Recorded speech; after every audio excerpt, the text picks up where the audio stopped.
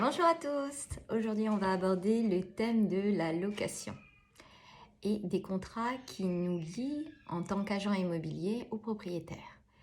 Pour être un peu explicite et être plus compréhensible auprès des propriétaires, car ce n'est pas toujours le cas.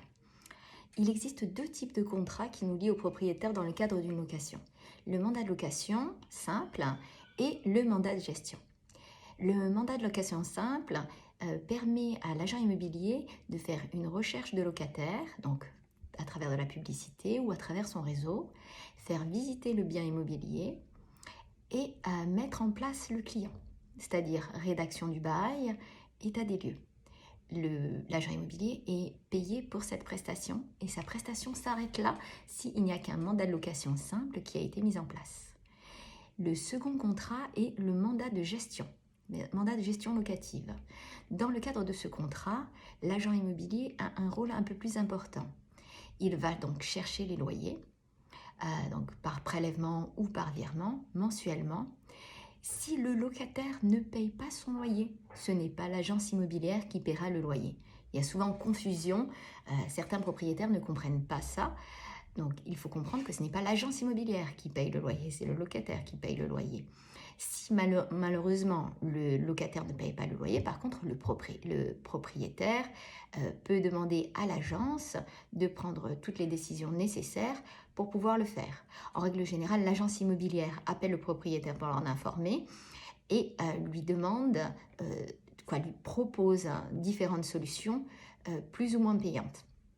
En règle générale, on fait d'abord un rappel, on appelle le client, le locataire, on essaye de savoir pourquoi il n'a pas payé, on essaye de trouver une solution pour que le paiement soit régularisé. Si ce n'est pas le cas, on fait une mise en demeure. Ensuite, on passe par voie d'huissier ou par voie d'avocat si le nécessaire n'est pas fait.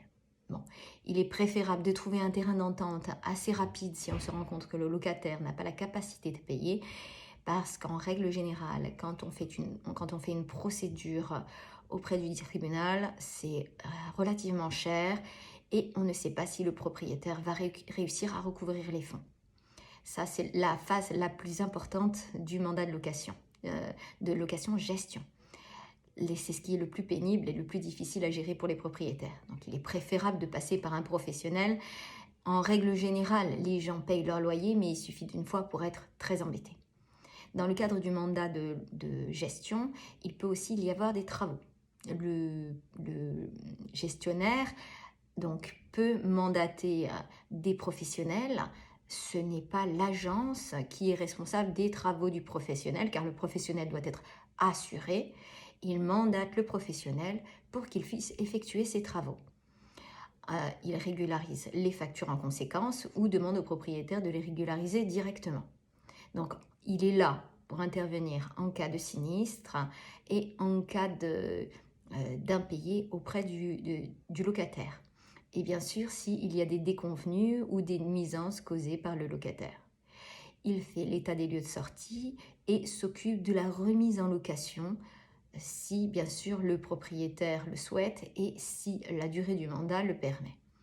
Les mandats sont de 1 an à 3 ans. Ils peuvent être cassés.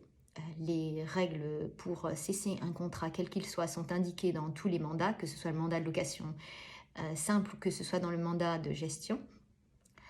Donc, moi, je vous propose de passer par une agence immobilière parce que c'est toujours plus simple. Ce sont des professionnels et c'est vrai que ça peut toujours bien se passer, mais quand il y a une déconvenue, il est préférable de passer par un professionnel.